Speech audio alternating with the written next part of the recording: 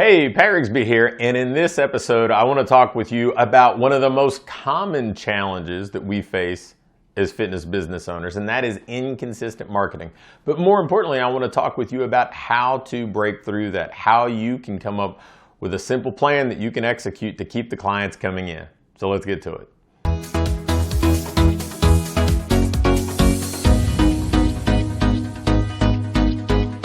Let's talk about marketing.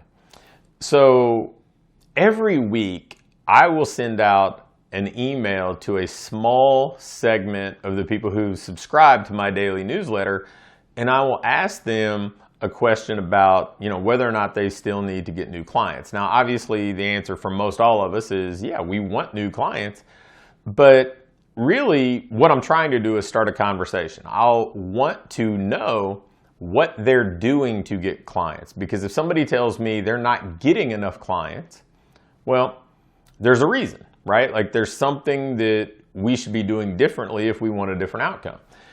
And invariably the response that I get back to the question, well, what are you doing to generate new clients now, is one that's pretty unfulfilling. It's usually something really simple like, well, I get clients from word of mouth, or I get a few referrals.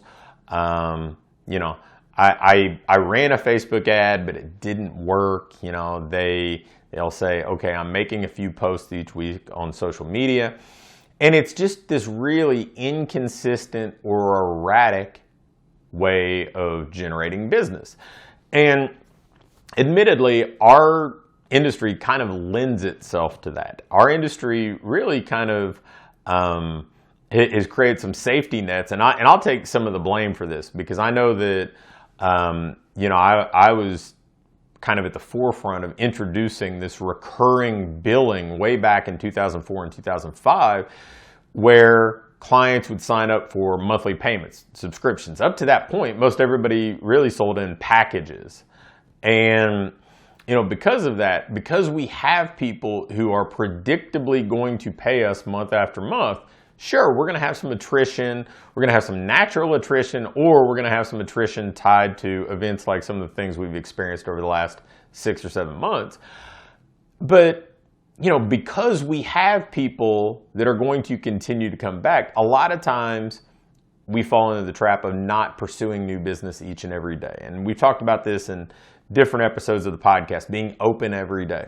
But, I was speaking with a business owner outside of the fitness industry yesterday, actually, and they were talking about all the things that they did to generate business, having to get reviews on Google, having to really work on SEO so they would show up whenever somebody was looking for the solution that they provided, and really having to kind of pursue new business every day because they didn't have recurring revenue. Like whenever a job was done, that relationship with that client was probably done for the immediate future. Sure, they may go back and do work for them 2, 3, 4 years later, but it's not going to be a month after month thing.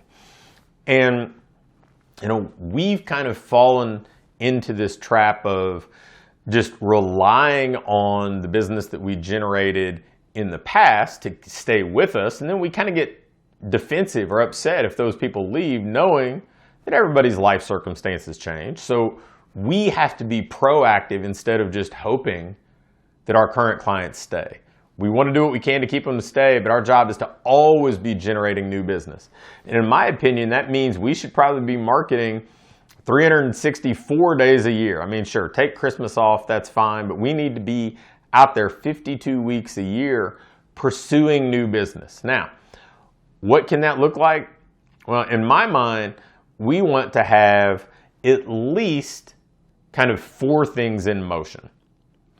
We want to have probably a couple online mechanisms in place, something paid, something organic.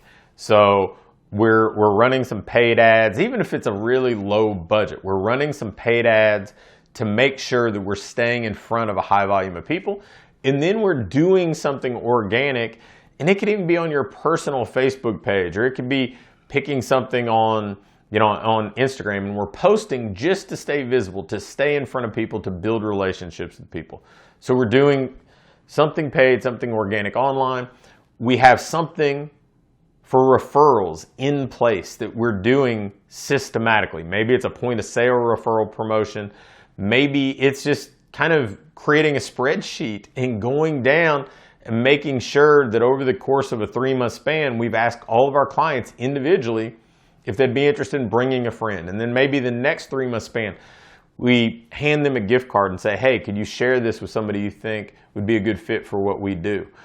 And so we've got a referral mechanism in place. And then we've got something offline. We've got public speaking or strategic alliances or networking. Maybe it's even direct mail, right? We've got something in place offline. So we've got these 4 boxes checked, and then there's this 5th component, and it's follow-up. It's saying, okay, I'm going to do these 4 things: paid online, organic online, referral, offline.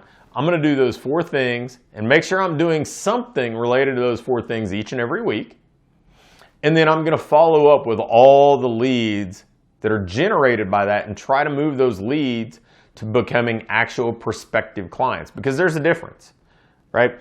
A lead is somebody who's kind of said, I'm interested in losing weight, or I'm interested in improving my health or fitness, or I'm interested in improving my performance. But they haven't necessarily said, okay, I want to hire a coach, or I want to talk with you about how maybe you can help me. So we spend our time each and every week in those 4 categories, and we're working there to generate leads.